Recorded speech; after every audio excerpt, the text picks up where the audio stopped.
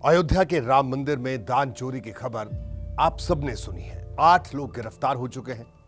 SIT की जांच भी जारी है, लेकिन इस घटना ने देश विदेश में रह रहे उन करोड़ों श्रद्धालुओं के भरोसे को चूर चूर कर दिया, जो सालों से मंदिर निर्माण का इंतजार कर रहे थे। और जब मंदिर तैयार हुआ तो दूर दूर से मंदिर में आकर इन श्रद्धालुओं ने दान भी दिया।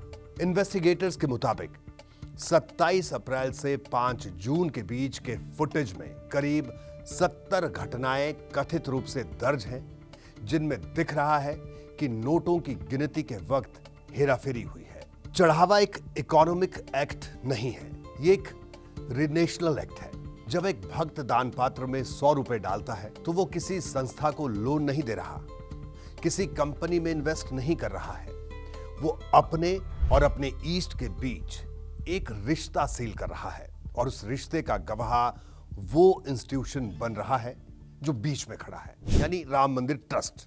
जब किसी संस्था के भीतर मौजूद लोग आरोपों के मुताबिक दान का पैसा अपनी जेब में डालने लगे, तो वो संस्था पैसे नहीं चुराती, वो उस रिश्ते को धोखा देती है। लॉस फाइनेंशियल नहीं, बल्कि भरोसे का है। 2020 की रिपोर्ट कहती है कि कोविड के लॉकडाउन में जब लोग राशन के लिए तरस रहे थे, तब भी दान आ रहा था। अब उन्हीं भक्तों में से एक महिला पीटीआई के हवाले से दावा करती है कि उन्होंने चांदी से बनी काक भुशुंडी की मूर्ति दान की। कोई रसीद नहीं मिली, लेकिन मूर्ति महीनों डिस्प्ले पर रही और फिर गायब हो गई। शिवसेना यूबीटी के संजय राउत का दावा है कि उनकी पार्टी ने 1 करोड़ का चेक और 25 किलो की पहली चांदी की ईंट दी। रसीद आज तक नहीं आई। ट्रस्ट का जवाब भी सुन लीजिए। कोषाध्यक्ष स्वामी गोविंद देवगिरी कहते हैं कि दान में आया सोना चांदी इन सब का पूरा हिसाब है, पर जिस चीज की रसीद ही ना कटे उसका हिसाब पूरा है। किसके भरोसे मान लिया जाए? रसीद आस्था और अकाउंटेबिलिटी के बीच की एक छोटी सी कड़ी है, वो सबसे मजबूत कड़ी होनी थी।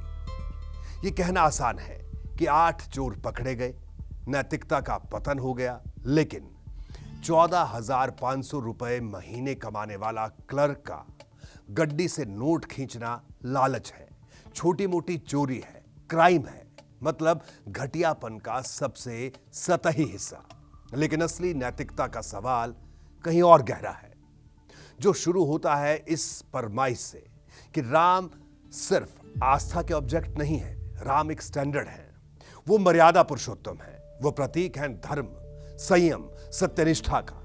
तो साफ है, जो इंस्टीट्यूशन राम के नाम पर खड़ा है और फिर जिस पर राम भक्तों के पैसे का पूरा हिसाब ना दे पाने के आरोप लगे हैं, वो राम की अपनी परीक्षा में ही फेल है। और ये फेलियर एक्सीडेंटल नहीं है, क्योंकि वार्निंग कई बार दी गई, कम से कम 3 बार, और तीनों बार आंखें बंद करना चुना गया। पहली बार नवंबर 2020 में, यानी ट्रस्ट बनने के कुछ ही महीने बाद। ऑडिट रिपोर्ट में क्लियर वार्निंग दी गई, फाइनेंशियल कंट्रोल्स कमजोर हैं, डोनेशन के रिकॉर्ड्स मिसिंग हैं, कोई स्टैंडर्ड ऑपरेटिंग प्रोसीजर नहीं है, अकाउंटेबिलिटी का स्ट्रक्चर नहीं है। 5 साल से ज्यादा हो गए, ये वार्निंग बस एक ठंडे बस्ते में पड़ी है। और ट्रस्ट के ही एक सोर्स ने मीडिया के सामने माना कि आज की मुसीबत टल सकती थी अगर वो रिकमेंडेशंस लागू हो गई होती। कहानी यही नहीं रुकी। एक बार फिर ट्रस्ट ने आंखें मूंदी। कंस्ट्रक्शन कमेटी के अध्यक्ष नृपेंद्र मिश्रा ने एक इंटरव्यू में कहा कि 2023 से 2025 के बीच detailed SOPs black and white में मौजूद थी, जैसे काउंटिंग रूम के स्टाफ को बिना जेब वाले कपड़े पहनने चाहिए, वहां सुरक्षा के सभी मानकों का ध्यान रखना चाहिए। लेकिन यह सब जमीन पर कभी लागू नहीं हुआ।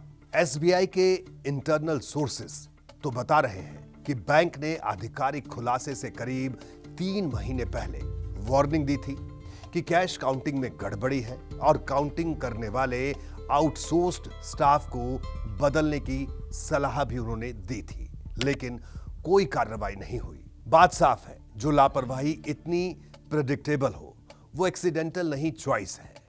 अमेरिकी लेखक एप्टन सिंक्लेयर ने कभी लिखा था कि किसी इंसान को ऐसी बात समझाना नामुमकिन है अगर उसको सैलरी ही उस बात को ना समझने पर मिलती हो। सोचिए, एक ऐसा सिस्टम जहां इंटरनल ऑडिट का मतलब है कि ताकतवर खुद अपना ऑडिट करें, जहां रसीद नहीं कटती, जहां statutory auditor V Shankar Iyer और सीसीटीवी सिस्टम चलाने वाली टेक फर्म टीसीएस ने कैश हैंडलिंग की गंभीर खामियां फ्लैग की, जहां नियमों के मुताबिक फुटेज 180 दिन रखना था, पर एसआईटी को सिर्फ करीब 45 दिन की फुटेज मिली। ऐसा सिस्टम अंधा नहीं था, एक्चुअली इसने आंखें बंद करना चुना। और आखिर में एक और नैतिक विडंबना, चंपत राय और ट्रस्टी अनिल मिश्रा ने मॉरल रिस्पॉन्सिबिलिटी लेते हुए इस्तीफा दिया। लेकिन गौर कीजिए, मॉरल ग्राउंड पर इस्तीफे को इस रूप में भी पढ़ा जा सकता है कि उनकी निगरानी में कुछ नैतिक रूप से गलत हुआ। इस्तीफा जवाबदेही का फुल स्टॉप नहीं होता, वो सिर्फ एक कॉमा है। सवाल किसने चुराया का है ही नहीं, सवाल यह है कि एक ऐसा घर किसने बनाया जहां कथित गड़बड़ियों की संभावना नहीं, बल्कि गड़बड़ियां स्ट्रक्चरल लेवल पर मौजूद थी। श्री राम जन्मभूमि तीर्थ क्षेत्र एक ट्रस्ट, एक चैरिटेबल ट्रस्ट है जो अपने डीड से चलता है। इस पर आरटीआई का कानून लागू नहीं होता है। अकाउंटेबिलिटी का सिस्टम इंटरनल ऑडिट पर टिका है और यूपी गवर्नमेंट इसके फाइनेंसेस कंट्रोल नहीं करती। अब इसकी तुलना कीजिए देश के richest temple Tirumala Tirupati Devasthanam TTD के साथ, जो एक एक्ट के तहत सरकारी ऑडिट, वेलफेयर कंट्रीब्यूशन और डायरेक्ट इंटरवेंशन के दायरे में आता है। 12 जून 2026 को जब एक बीजेपी कार्यकर्ता डॉक्टर रजनीश सिंह ने पीएमओ को पत्र लिखकर ट्रस्ट के फाइनेंशियल रिकॉर्ड्स पब्लिक करने की मांग की, तो चल रही एसआईटी जांच का हवाला देकर मना कर दिया गया। आलोचकों का कहना है कि चल रही जांच का हवाला पारदर्शिता टालने के लिए इस्तेमाल हुआ। अब उन गार्डियंस की बात जिन्हें सरकार ने ही बिठाया था। 15 में से 12 सदस्य गवर्नमेंट नॉमिनेटेड हैं। इनमें 4 एक्स ऑफिशियो सीधे सेंटर और यूपी सरकार से जुड़े। पहले नृपेंद्र मिश्रा कंस्ट्रक्शन कमेटी के अध्यक्ष, पीएम के एक्स प्रिंसिपल सेक्रेटरी, दूसरे प्रशांत लोखंडे एमएचए के प्रतिनिधि, तीसरे संजय प्रसाद यूपी के additional chief secretary home department और चौथे शशांक त्रिपाठी अयोध्या के डीएम। इनकी मौजूदगी का एकमात्र मकसद था पारदर्शिता और जवाबदेही सुनिश्चित करना। इकोनॉमिक्स में एक प्रिंसिपल एजेंट प्रॉब्लम होती है। जब कोई व्यक्ति यानी प्रिंसिपल अपना काम किसी दूसरे एजेंट को सौंपता है तो खतरा रहता है कि एजेंट प्रिंसिपल के बजाय अपने हित में काम करने लगे। तो यहां प्रिंसिपल यानी डोनर ने 3,500 करोड़ रुपए अनुमानित एक एजेंट यानी ट्रस्ट को दिए, जिसे वो मॉनिटर नहीं कर सकता। रिमेंबर, ना आरटीआई, ना सीएजी, ना रसीद। जहां मॉनिटरिंग बेहद सीमित हो, वहां चोरी की पॉसिबिलिटी नहीं, कंफर्मेशन होती है। जब तक ऑडिट इंटरनल रहेगा, तब तक चोरी इटर्नल रहेगी। फ्रेंच थिंकर रेने ग्रेनार्ड का एक कॉन्सेप्ट है स्केपगोट मैकेनिज्म, जिसके बारे में मैंने पहले भी एडिटर्स टेक में बात की है। अभी शॉर्ट में फिर से बता देता हूं। कोई समाज जब कलेक्टिव एंजाइटी और गिल्ट से घिर जाता है तो वो इसे एक मार्जिनल विक्टिम पर डालकर उसकी बलि दे देता है। वो रिचुअल सैक्रिफाइस सोसाइटी को कैथारसिस दे देता है। ऑर्डर बहाल हो जाता है बिना उस स्ट्रक्चर को छुए जिसने असल में प्रॉब्लम पैदा की थी। बीमारी तो आर्किटेक्चर है। रसीद नहीं कटती। विसल ब्लोअर्स और मीडिया के मुताबिक 7-8 महीने का सीसीटीवी फुटेज डिलीट हो चुका है। अपॉइंटमेंट्स रिकमेंडेशन पर होते हैं। कंट्रास्ट देखिए, जिसकी तरफ पिछले हर सेक्शन में इशारा किया गया था, 14,500 रुपए पाने वाला क्लर्क जेल में बिना वकील के बैठा है, और वो गार्जियंस जिन्होंने एसबीआई की चेतावनी को अनदेखा किया, जिन्होंने जेब रहित कपड़े वाला एसओपी कभी लागू नहीं होने दिया, जिनकी निगरानी में 7-8 महीने का सीसीटीवी फुटेज गायब हो गया, उन पर एफआईआर तक नहीं। एसआईटी की प्रिलिमिनरी रिपोर्ट को लेकर मीडिया रिपोर्ट्स में दावा किया गया है कि कई वरिष्ठ लोगों की भूमिकाओं पर सवाल उठाए गए हैं।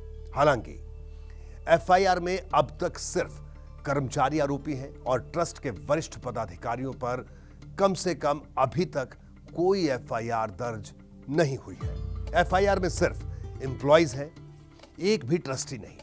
क्लर्क जेल जाता है, उसे वकील तक नहीं मिलता और वो स्ट्रक्चर जिसने उसे बिना वेरिफिकेशन के हायर किया, जिसके सिस्टम में सीसीटीवी फुटेज उपलब्ध नहीं रहा, जिसने कभी रसीद नहीं दी, वो मॉरल ग्राउंड्स पर इस्तीफा देकर 11 जुलाई की बोर्ड मीटिंग स्केड्यूल कर लेता है। रवि पावक सुरसरी, सूरज आग गंगा, हर मैल सोख कर भी पवित्र रहते हैं। ये क्लास का सवाल है और इससे भागना बेईमानी होगी। जिसकी लाठी उसकी भैंस 14,500 रुपए पाने वाला परफेक्ट स्केपगोट है। ठीक इसलिए कि उसे पकड़ लेने से हर किसी को लगता है कि सिस्टम ने काम किया। पकड़े गए आरोपी के डिसप्रोपोर्शनेट एसेट्स, घर, फार्म हाउस, स्कॉर्पियो का प्लान, ये सब हेडलाइंस मटेरियल है और हेडलाइंस बनते भी हैं।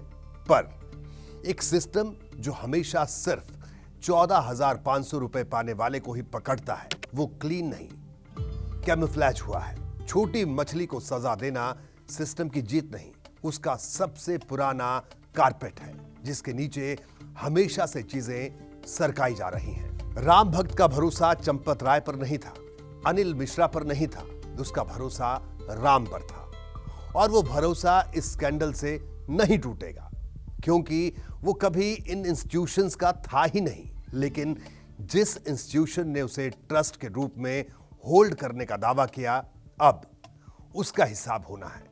पॉलिटिक्स की वजह से नहीं, धर्म की वजह से नहीं, नैतिकता की वजह से। देखते रहिए जिंदाबाद।